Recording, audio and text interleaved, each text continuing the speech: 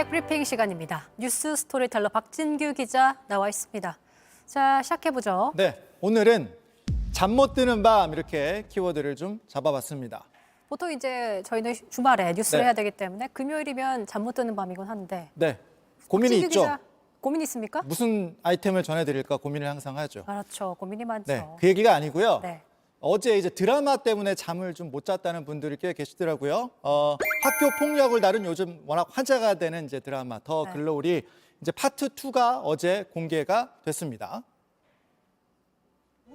이제 워낙 이제 기대를 많이 모았으니까 공개 직후에 넷플릭스 서버가 잠시 멈추기도 했다고 하고요.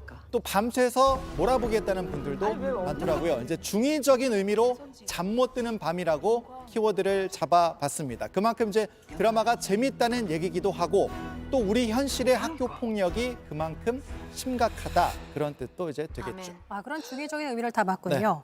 근데 말씀하신 것처럼 파트 1, 전 에피소드 1부터 8까지 같은 경우에는 과거 실제 벌어졌던 학교 폭력 사건들을 떠올리게 했잖아요. 네, 그러니까 이제 보면서 사람들이 저게 드라마에서 이제 지어낸 게 아니라 실제였어 이렇게 많이 반응을 했었죠. 드라마 속에 이제 이런 장면 나왔습니다. 이제 뜨거운 고데기로 피해자를 이제 괴롭히고 화상을 입히는 그런 장면이 있었는데 이게 17년 전에 한 중학교에서 실제로 있었던 일이어서 다시 한번 공분을 사기도 했었죠. 네.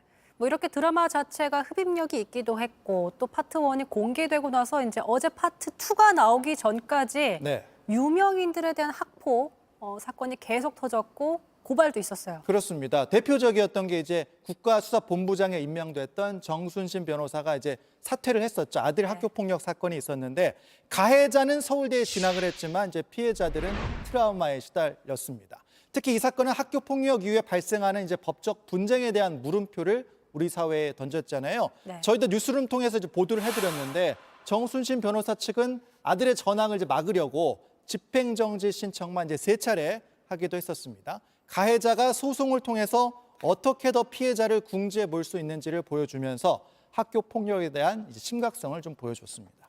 자, 이런 흐름 속에서 더 글로리 파트 2에 관심이 좀 몰리고 있는 그 그렇죠. 측면도 있지만 또 개인적으로는 김은숙 작가가 학폭이란 이런 민감한 주제를 드라마 주제로 썼다. 그 배경도 좀 궁금해요. 그렇습니다. 많은 분들이 궁금해하셨는데 작년 제작 발표회 때 김은숙 작가가 이제 본인도 고등학생 학부모여서 이제 학교 폭력이 화두다 이렇게 설명을 하면서 말을 했습니다. 들어보시죠. 근데 엄마는 내가 누굴 죽도록 때리면 더 가슴 아플 것 같아. 내가 죽도록 맞고 오면 더 가슴 아플 것 같아. 이러더라고요. 그래서 그 질문이 2번째 충격이었고 너무나 지옥이었어요. 그러면서 이제 그 짧은 순간에 많은 이야기들이 확 펼쳐져서 곧바로 이제 시나리오를 쓰게 됐다 이렇게 설명을 했었죠. 네.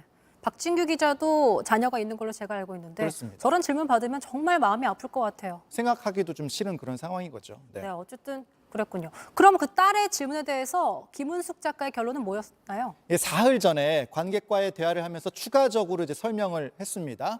더 글로리를 쓰면서 이제 답을 찾으려고 했는데 생각을 해보니까 죽도록 맞고 오면 해결 방법이 있겠더라.